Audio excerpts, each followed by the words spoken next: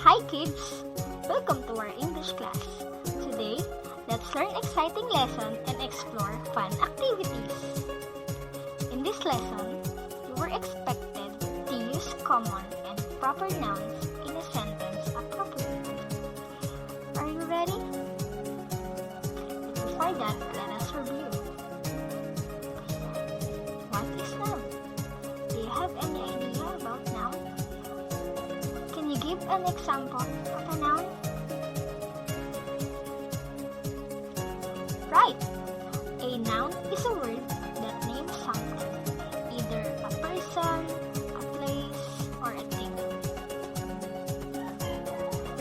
These are the examples of a noun. Paris is the capital of France. Ella is a good girl. Hummingbird is the smallest bird in the world. The underlined words are the example of a noun. Now let's proceed. What are the two kinds of noun? Do you have any idea about the two kinds of noun?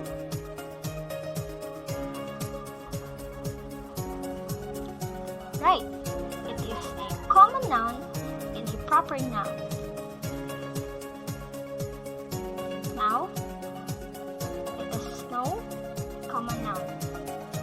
Refers to the general name of a person, thing, animal, place, and event. It begins with a small letter unless it is placed at the beginning of the sentence. Ibig sabihin mga bata na ang common noun ay ang general name. Ibig sabihin, general, hindi tiyak. Halimbawa, example, person, the example of common noun is boy. It's either a boy or a girl, a man or a woman. In a thing, it's a toy. An animal, cat. It's either cat, dogs, and etc. In a place, school, and an event, birthday.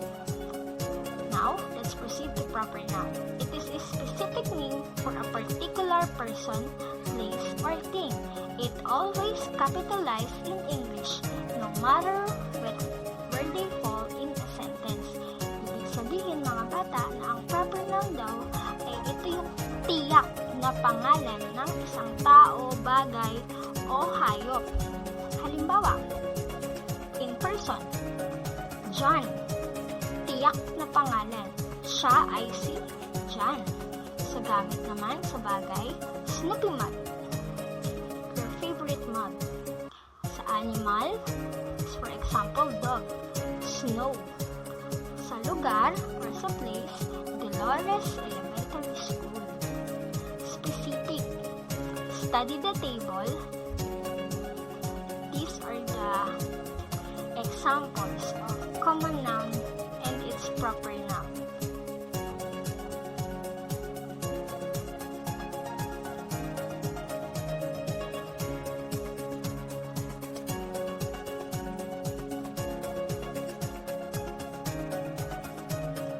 Now, for your activity, make your own sentence using a common and proper noun.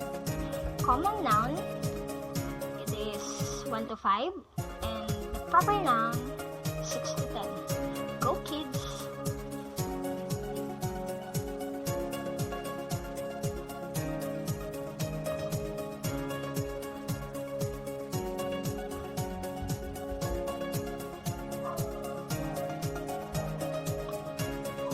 That's it.